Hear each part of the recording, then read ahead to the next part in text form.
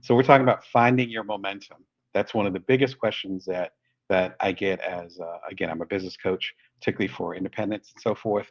I talked about this quite a bit in my free newsletter. It's every Wednesday, just like this show, at 5 Las Vegas time, as you know now.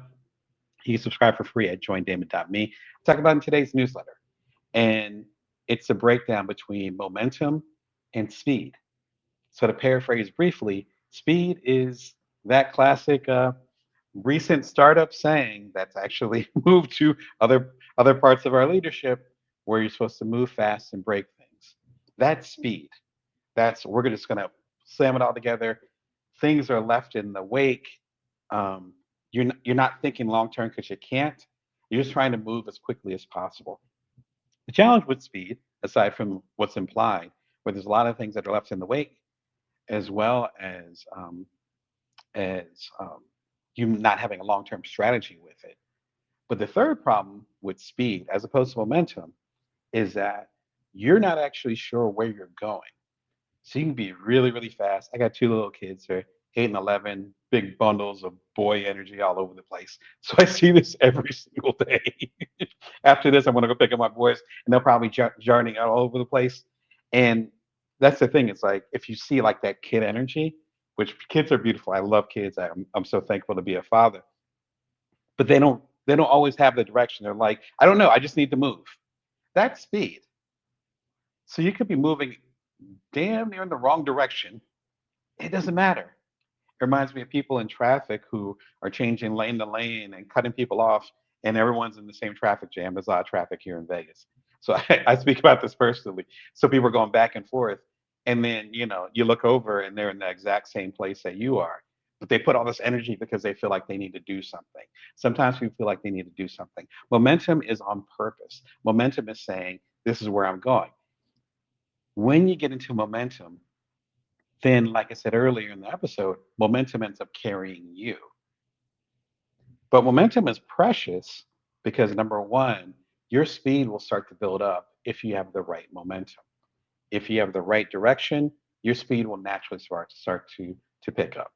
Again, talking about the show, if we want to get meta for a second, me showing up for y'all once or twice a week, every week, that's sometimes hard, but it's not as hard as it was in the very beginning. In the very beginning, there was no audience. You guys weren't hanging out with me. There was no show. And so I had to show up in a certain way. I had to show up with intention. Now, 4+ years in, then it's like, okay, we got the routine, we got the setup, we got the lighting, all that stuff. You guys are showing up. You guys are in the comments. You guys are saying, all right, when's the next episode? What can I watch next? How can you help me as a coach? That's momentum. So then, even again, when I have a long day or a tired day, it still shows up, it still moves. That to me is true speed. But to find that but you first have to find that momentum, which is why we're talking about this. Finding your momentum. Talk about a lot more in newsletter. Again, you click there for free, and I get a lot deeper into that. Shout out to Carlos. Appreciate you. One of my buddies. He actually has quite a few years on YouTube. Go and check out his stuff. Talking about video games as well as tech culture. Really good stuff. Be sure and check him out. We got into a conversation recently, and he was putting me on game as far as with how we're motivated. And it's based on some videos that he had saw recently recommended. Then I found another video that was inspired by that, and it reminded me of this book that I talked about years ago, and so forth. But it comes down to one basic thing. Again, shout out to Carlos again. Be sure and check out his channel. This fantastic, fantastic word, autotelic. I have 2 degrees in journalism. Carlos had mentioned this word. I was like, I've never heard of that word. And immediately I started nerding out. It's a Latin word, auto meaning self, makes sense, and telic meaning goal. Self goal, or I would call it self driven. And it's featured in the book Flow by Mihaly Csikszentmihalyi. I can always mess up his name. Rest in peace to him. He passed away recently. It's a fantastic book called Flow, which I mentioned in. I'm pretty sure it's in the complete Bring Your Worth collection. I mentioned in one of my earlier business books, which are all contained in here, most of them at least. And autotelic means a self-contained activity not done with the expectation of future benefit, but simply because the doing of it itself is a reward. A self-contained activity, not done with the expectation of future benefit. You're not like, oh, I'm going to do this to get that, because then your motivation is to get that. No, no, no. Autotelic means you're simply doing it because the act itself is a reward. There's more profitable businesses I have than doing Bring Your Worth TV, like by far. And there's a lot of people that know you do TV program, particularly independent.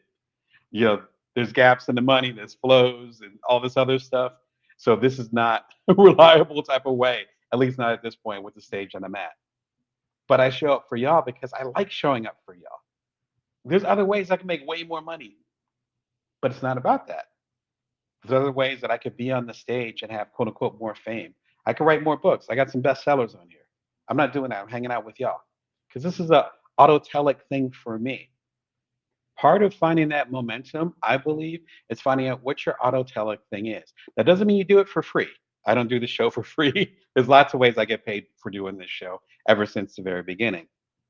My whole point is that it can't be the only motivation. At least if it's only motivation, then that momentum is going to be dependent on if you have a good month or not. That motivation or that momentum is going to be based on if the checks are nice right now or not. You might not have that momentum and not even get to the point where you actually have momentum because you haven't gotten a paycheck yet. And so you quit. You're like, I'm done. For the first several months of the show, it was a lost leader, as they say in the retail market. In other words, I was making money, but it was based on me getting opportunities from this, and then me getting money elsewhere. This was not the money center. This was not the money engine.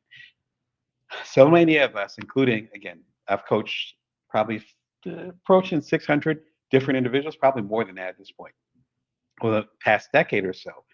And that's the pattern when we do things independently. If we're not doing something where someone has a traditional publishing deal, I've done a lot of books, it's a traditional publishing deal, or my musicians out there, shout out to y'all, I love y'all, where you don't get the pub deal or the music deal or the distribution deal, whatever, and you don't get that bag of money and someone supplementing your stuff, then you need to find some ways to build momentum. And that momentum is going to be harder, to be honest, because you're not going to be able to supplement your income based on whatever you're creating. I started the show, I'm middle aged. I started the show as a middle aged business coach who already had probably five different other sources of income, approximately. A lot of passive income sources. I've talked about that quite a bit on the show. You can do a search at bringingworth.tv. But aside from that, I have like maybe, I wouldn't say offhand, five different sources of income. So I didn't have to become dependent on this. That actually became the advantage. So now that I am making money, more money than before, with Bringing Worth TV and with y'all support and the support of other companies, then it's like that autotelic energy is already there. And that allows you to move forward in different directions. Yes, and passion is a big part of it. Thank you. Yeah, and I think passion is a big part of it. And that becomes the center. To quote another colleague of mine, James Oliver Jr., shout out to him, founder of the Parentpreneur Foundation, as well as the founder of Kabila, who's actually a venture capital fund aimed towards supporting diverse communities. It can't just be necessarily passion. It might have to borderline on obsession. Like I look forward to spending time with y'all. There were nights where I couldn't sleep, particularly early on in me starting Bringing Worth TV. There were nights I couldn't sleep. Having conversations also with Carlos, who I mentioned earlier, who's came through the chat, where I'm like, I'm up at late at night learning about AI. Up late at night, got the kids to bed. My partner at the time had already went to bed. I'm staying up, learning more about how to show up more for y'all. That's where the energy comes from. It almost has to become an obsession. A notch, I would say a notch above passion, to be like, this is what I'm supposed to be doing. I will be doing this for free. That doesn't mean you do it for free, but you would do it for free. Big difference. Again, as a business coach, I can't recommend you to just do stuff for free for organizations or people unless it's a nonprofit or something where you're doing pro bono work, which I have my share of pro bono work. Shout out to the nonprofits I support behind the scenes. That's part of my love and giving back. but that's not the same as working for free. Two separate things. We're going to go down the rabbit hole really quickly as far as autotelic. Again, autotelic is you not a self-contained activity that you are doing that's not based on some external down the road reward, but you just doing the act is enough for a reward. That's enough. If you want to learn more about that bigger idea, definitely check out Colin and Samir. Shout out to y'all. Hope you guys are recovering well from the LA fires. I appreciate the recent video you guys did about talking about losing your homes in it. So blessings to y'all. But y'all did a fantastic episode interview with Jack Conte. I met him a while ago at TED. Shout out to Jack. I appreciate you. He's the founder of Patreon. So keep hearing about join my Patreon. He's the guy that started it. Again, he spoke at TED probably about 7 years ago, right before the pandemic. He and I got a chance to have a drink. Really interesting mind. I always appreciate hearing him talk. Hope you've been fantastic as well. Colin and Samir are folks that focus on YouTube and creativity and how to monetize things, whether it's newsletters or, of course, talking about television. How to make it on YouTube in 2025. Don't be fooled by the YouTube label. This actually applies to a lot of folks. Again, it's part of a conversation that Carlos and I had recently. And Jack Conte, the founder of Patreon, goes back and talks about this wonderful video, The Long Game Part 3, Vincent van Gogh, Painting in the Dark. I forget the name of the fellow that's behind the channel, but he did a fantastic job. I believe his first name is Chris. I just watched the video the other day and it shared with Carlos, as well as some other friends, like, oh my God, this video is amazing. But it breaks down, again, the idea of autotelic and what it means. And that goes all the way back up to my guy, Mihaly. I'll just say your first name. Again, rest in peace. He passed away a few years ago. Fantastic book. I actually learned about it from my mother, so thank you. I learned about this book and the idea flow, God, 2 decades ago, ages ago. I might have been fresh out of grad school. It was a while ago. And then I finally got the book. Unfortunately, I got it digital, so I can't show you guys the book. But I got the book. I read through the book maybe a decade ago. I bought the book digitally probably like 5 years ago. Again, I mentioned it in one of my Bring Your Worth books. I can't remember. If you do remember, throw it in the comments. That's the one problem when you write so many books, you can't remember which quote is in which book. So that's part of that and part of old age. And then I just got into the book again recently, as in the last week or two. I want to read it over again because of the conversation as far as autotelic and it being defined in this book. A flow state, the best example I can give is Michael Jordan. When, if you're part of my age group or you've seen the classic clips, I grew up with Michael Jordan, not literally, but of course watching him on TV. I was in in the greater Detroit area in Michigan, so the rivalry with the Detroit Pistons, I was on the other side of history when it came to Chicago coming to town. So I remember it distinctively well when I was around my son's age.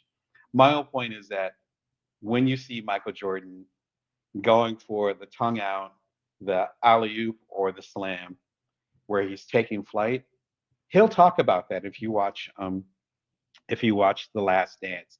Fantastic multi-part documentary talking about some of the earlier seasons, but mostly in the final seasons of the Jordan-led Chicago Bulls. I lived in Chicago a little bit later. Shout out to Northwestern. So it's interesting to have that perspective on history while I lived there as well later on.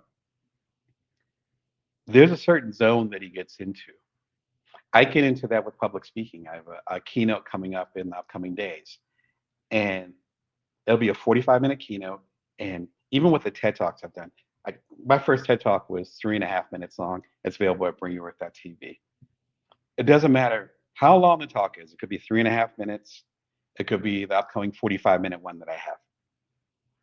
There's a certain point where my brain kind of turns off.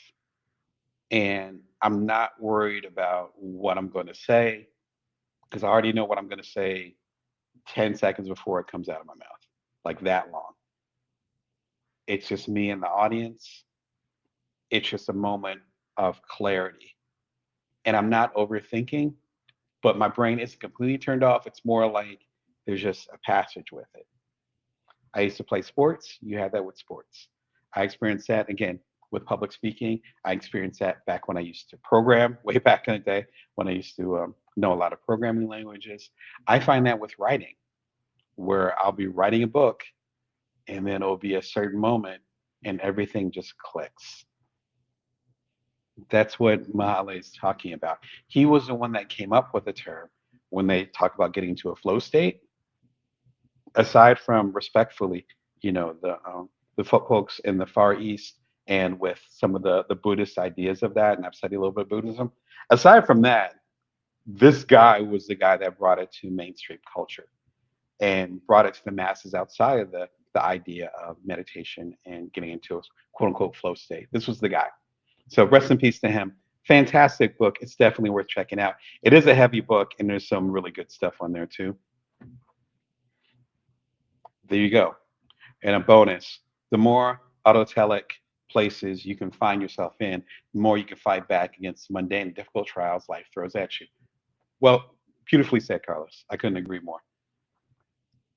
So it goes back to that concept of creativity. Shout to Chase Jarvis, who I first heard that from probably about a decade ago. You might have seen that in some of my keynotes. Shout out to him. And he talks about creativity being a muscle. I think a lot of things are a muscle. I think empathy can be a muscle as far as being kind and supportive of other people. And what Carlos is getting at, that it's a muscle as far as you exercising in certain things. So the fact that I didn't really become serious or become, if you want to call it, paid or a public speaker until probably about a decade ago, around the time that my second son was born. That's when it got started to get serious, right? But me being able to get into that flow state when on stage or even speaking to y'all right now, that was easier, kind of like what Carlos is implying, because I already understood what it felt like to be in a flow state when I was playing basketball with my friends back in middle school, or when I started getting serious about journalism back in high school, and I knew what it felt like to get to a flow state, to interview somebody, for the school newspaper, and then to be a moment where the interview just clicks. I know exactly what questions to ask. I know what direction the person I'm interviewing, the interviewee is going, because I was able to have that in multiple arenas. Then finding that flow state as a public speaker or with the other as a business coach, which has started again also about 10 years ago. Finding the flow state knows became a lot easier because, as you're implying, Carlos, it's a muscle. And then it becomes easier to find that. Even get into a flow state as far as parenting my kids, which, shout out to your parents and nieces, aunts and uncles and other folks out there where they got for flow states for parenting, because sometimes it is the very opposite of a flow state. And so, again, thanks for your feedback, Carlos, and for the great conversation over the last few days. Autotelic, the self contained activity not done with the expectation of future benefit, but simply because the doing of it itself is a reward. If you want to learn more about that, do the deep dive into the book Flow. Rest in peace to Mahali. If you're trying to get motivated or get more centered, I actually have all my motivational talks, almost all of them, in this package: Motivation to Change the World. It is listenable. So, my time as an entrepreneur in residence over at the Toledo Lucas Library, which was the whole library network for the state of Ohio. Shout out to Toledo. My entrepreneur in residence there back in 2019. I believe my TED Talk is on there. There's a lot of stuff going on in there that will help you get ideally to the next level. And if you're trying to find that spark or why you're doing what you're doing, this would be a really good place to start. So, what about you? Where are you trying to find your momentum? Have you lost it? Are you looking for it? Are you trying to get your momentum for the first time? Let me know in the comments. And are you doing some autotelic stuff? As you can tell, I do a lot of autotelic stuff. I think sometimes we feel like that's a privileged position, but there's autotelic stuff we can do that, as it implies, does not require us making money or us getting an award for it. As I mentioned a few times, I crochet. I don't know what crochet is. I crochet, not crochet. I crochet, and I do other things that I'm never gonna sell one of my blankets. I'm never gonna certain hobbies that I have. They're never gonna be monetized. They're just in itself for the that doing it is the reward. What kind of stuff are you guys doing? that's becoming autotelic, and how is that helping you exercise your muscles so you can be autotelic in other parts of your life? Jump in the comments. Let me know. I love to hear it. Even on the replay. If you're watching one of these chopped up or chopped up and screwed, as they say down south, and you're watching one of the reruns later on, let us know in the comments. Love to hear it and how these concepts and tools can support. I'm entrepreneur coach Damon Brown, and here to help you as a side hustler, solopreneur, otherwise a non-traditional entrepreneur. If you're watching Bring Your Worth TV, you can subscribe for free. And right now, we're talking about how to keep up your momentum. And love to hear in the comments where your momentum is coming from and where you're trying to find it, and what autotelic things are helping you get that momentum muscle going. So, we're talking about finding your momentum.